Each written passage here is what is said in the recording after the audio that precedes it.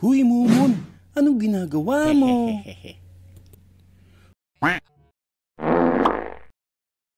Boso Experience. Kamusta mga mamaos? Tapusin mo ang video na to. Promise, exciting ang kwento ko.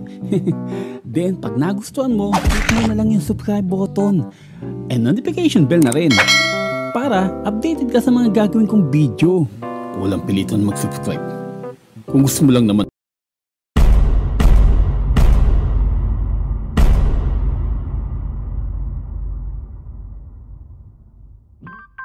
Warning lang sa mga bosero dyan. Ito ang mga pwedeng mangyari sa inyo.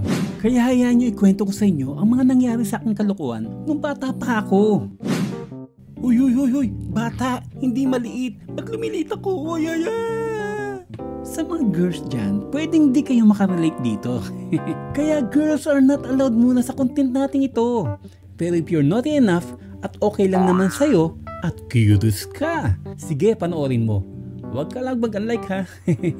Mga pre, alam nyo ba kung ano kaibahan ng nahulog sa eroplano at nahulog sa first floor ng building? Yung nahulog sa eroplano, vlog. Yung nahulog sa first floor ng building, vlog. Uy, si Barbie naliligo sa labas oh. Pre, wow. Tingnan mo oh, napakalusog at bilog na bilog. Oo nga pre, balbon pa at ang puti-puti, grabe. Siguro pre, ang sarap-sarap niyan. Lalo na pag ganyang batang-bata pa. Oo naman pre, sabi ni Mang Kanor. Mang Kanor, pag nilitsyon niyo po yan, pengi po kaming 3 ha. Dito na ako lumaki sa bahay na to.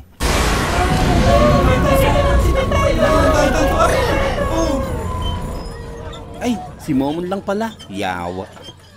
Luma siya na parang bahay ng Kastila. Ang bintana niya ay gawa sa kapis. Na pag naiwan mong bukas sa gabi, baka pumasok ang buwan sa laki nito. Uy. At kadalasan, pag bungi-bungi na to, may mga butas doon na pwede kang sumilip. Ancestral house kasi to, bahay ng lolo ko dati. Dati rin kami nagbebenta ng tubig. Kaya may 2 malaking tangke ng tubig. 1, 2, ang galing mga bata! Sa tabi ng tangke ng tubig, sa kabilang bakod, ay ang CR ng katulong ng kapitbahay namin. Pangalanan na lang natin siyang Ate Yaya.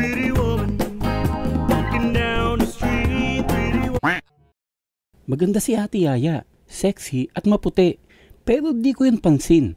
Mas pansin ko yung lagi niyang pagkain at pagsipsip ng buto ng mangga. Guys, bata pa ako. Wala pa sa isip ko kung ano man yung iniisip niya. Charot ka, Momon. Aside sa CR na yon, sa bandang likod ng bahay naman namin ay mayroong dorm ng magagandang tindera ng palengke. At yung dorm na yon, nakatapat sakto dun sa isang maliit na kwarto na may malaking bintana dun sa bahay namin. Kaya alam na, yung mga tito ko na papasok sa kwarto na yon at pupungay-pungay pa ang mata. At lalabas ng dilat na dilat at nakangiti. Parang zombie apocalypse. And guess what? Yung huling labas nila, nakita ko kung saan nila itinago yung susi ng kwarto. Sinubukan kong tignan kung ano ba talaga ang pinagkakaguluhan nila tuwing umaga dun sa kwarto na yun. Ano kaya meron dito sa kwarto na to? Binuksan ko ang bintana at nagliwanag ang lahat. Welcome to heaven. Nanlaki ang mga mata ko noon. First time Kaya ngayon, alam ko na kung bakit gano'n na lang kadilat ang mga mata nila at ngiti nila pag lumalabas sila sa kwarto. Isang araw, habang nagigitara ako sa bintana namin, "O giliw ko, miss na miss kita. Sana'y lagi kita sa kama. O giliw ko." Uy, ano yun? Momon, kasama, hindi sa kama. Teka, huwag ka maingay. May naririnig ako. Kaluskos, kaluskos. Ayun, naririnig ko. At nanggagaling yun dun sa CR ni Ate Yaya. Kaya dali-dali akong umakyat sa gilid ng tangke ng tubig, papunta sa CR ni Ate Yaya. Mula sa babungan, Ayun, may hole. Doon ako sisilip. Kitang-kita ng dalawang mata ko. Si Ate Yaya kasama ang jowa niya. At may ginagawa sila.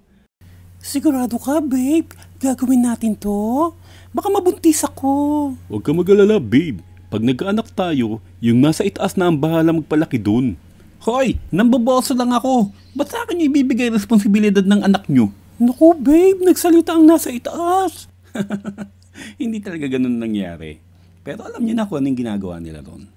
Mula noon, di na ako mapakali. Kaluskos, kaluskos. Konting kaluskos lang sa labas, sumisilip na agad ako sa sirang butas ng bintana ng kapis.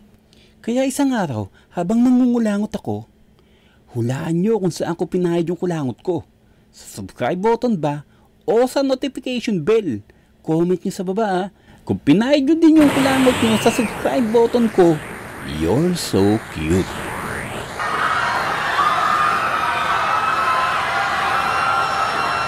Pero ayun, yung pangatlong kulangot ko, ipinahid ko sa ilalim ng bintana sa labas. Saktong nakita ko si Ate Yaya. Napapasok sa CR niya. Dating gawi, ginawa ko na naman yung Hokage Ninja moves ko. Dahan-dahan akong lumapit sa bubong ng CR nila. Nang tahimik, siyempre.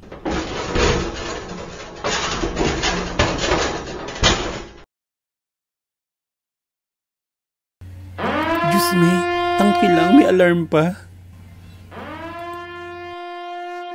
Pagsilip ko sa hole,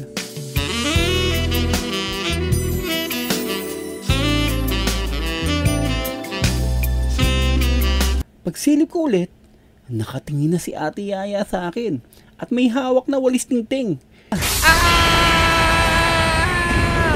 Laglag ako sa kabilang pader, bagsak sa basurahan. Ayun, taho. Sa sobrang takot ko dahil nabuking ako, ilang araw ko ring nakikita si Ate Yaya pag nakasilip ako sa bintana na nakatingin sa akin ng masama. Kaya isang araw, bumili ako ng isang piling ng saging at pinuntahan ko si Ate Yaya. Ate Yaya, sorry ha, kasi binusuhan kita. Dala lang po kasi ng kalokohan ko. Naku, okay lang yun. Nangyari na eh. Huwag mo na ulitin ha. Salamat po, Ate Yaya. Sexy ba? Kaya mula noon, hindi ko na ginawang mamboso pa muli. Charot ka, Momon.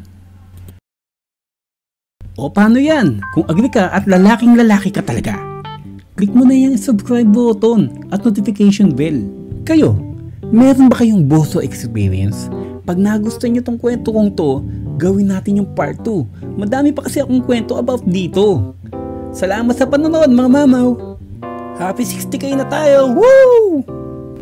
So dati talaga, puro kalokohan kami. Gumagawa kami ng paraan para yun, makaboso.